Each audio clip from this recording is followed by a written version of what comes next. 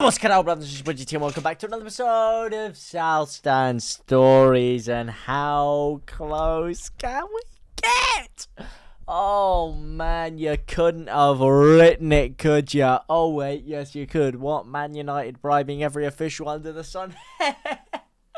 Wow, who could have seen that one coming? Wow, that is bloody crazy. Imagine my surprise when we're at Old Trafford and every single decision goes Man United's way. Oh, including potential red cards and no penalties for us. But hey ho, we would have given them their wife and kids at that rate the way that game went. Wow, never would have seen that coming. But despite that, Leeds still fought resiliently.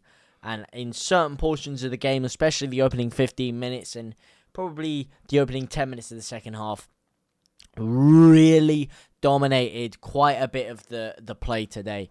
And so unlucky, man. So unlucky. Look, if you'd have asked any of us yesterday, would we have taken a point today? Of course, man. A lot of you thought we were going to get battered.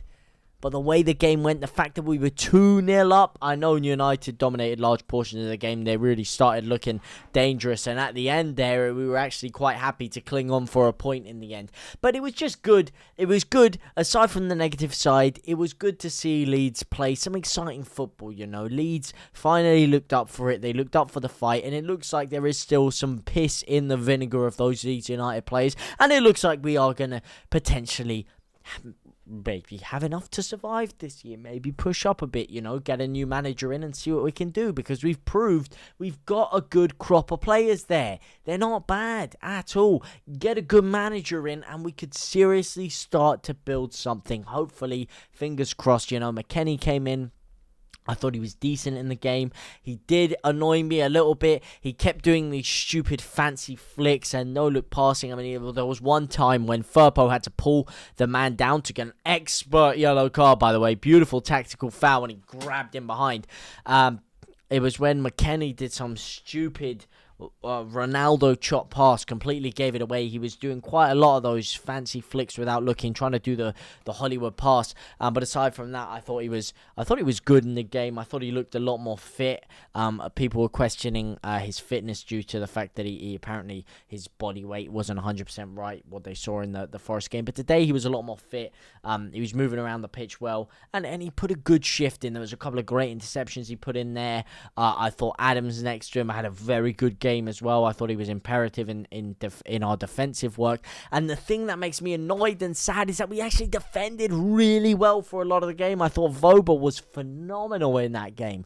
Absolutely sensational, especially in the first half. I thought Koch had a very good game. I thought Ayling was on the road for man of the match there. Ayling, Voba, and Gnonto really were my three man of the matches, my three standout players for sure. Ayling, I thought, was so good, man. So good. There was one moment where they pinged the ball across and it was as good as a goal. The way he plucked it out of midair like that with his foot, took it down and then flicked it around the defender, got Leeds on the counter-attack. Man, Ayling was sensational today. He was really good going forward as well.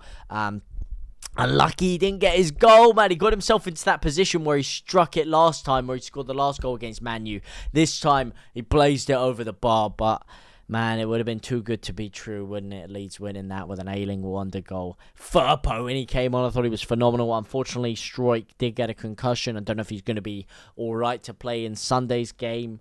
But either way, I wouldn't drop Firpo, you know, on the back of that performance. And just in front of him, Gnonto, man. Oh my God, that guy is a Ballon d'Or winner in the next couple of years. He is sensational, man. Absolutely orgasmic, sublime, divine. Any kind of superlative you want to level at him. That goal, wow, first minute, what a way to open it. Wins the ball back, bang, Adams wins it back, Koch gives it to him, plays the 1-2 of Bamford, and the coolness to take it, drop of the shoulder, carries on the pace, doesn't slow down, carries on with the pace of his run, shimmies in between two defenders like a figure skater, and then drills it bottom left-hand corner, absolutely drills it, perfectly placed, power, precision. Oh, man. And I cannot believe Roy Keane said this guy doesn't have end product. Well, you've got egg in your face now, son, because he's come against your former side and he's absolutely planted one against you. Phenomenal from him. I thought the only ones that I could really question a little bit, I thought, if I'm being brutally honest, when Rutter came on, he really didn't do much. He looked too slow for me. I don't know what it is. Rutter needs to increase his pace. I don't know whether he was tired or what it was. He did a couple of good hold-up play things, but he's too slow, man. He's too slow. For me, he's too slow, and I don't get his positioning. I don't get why he's playing so far out wide and not in the middle. You know, when Bamford and Gnonto came out, we didn't really have anyone that was helping the ball stick up there. You know, we weren't able to alleviate any pressure, which is why, in the end, we were actually, kind of relieved to hold on and not concede again back there, because Man U were coming forward again and again and again and again. Having said that, 2-0 up. Two stupid mistakes. Meslier, got to be saving that for me. Got to be saving that. Do a couple of bicep curls, couple of forearm exercises, couple of wrist exercises, Do some press-ups on your knuckle. Give yourself some stronger wrists, yeah? Because I tell you, just again, flappy hand, Meslier, let it in the back of the net. Should have been saving that for me. Couple of defensive lapses in concentration for Leeds. And they cost us in the end, but overall, I thought it was a good performance from a lot of players. What do you guys think? Who would you give your man of the match to if you had to?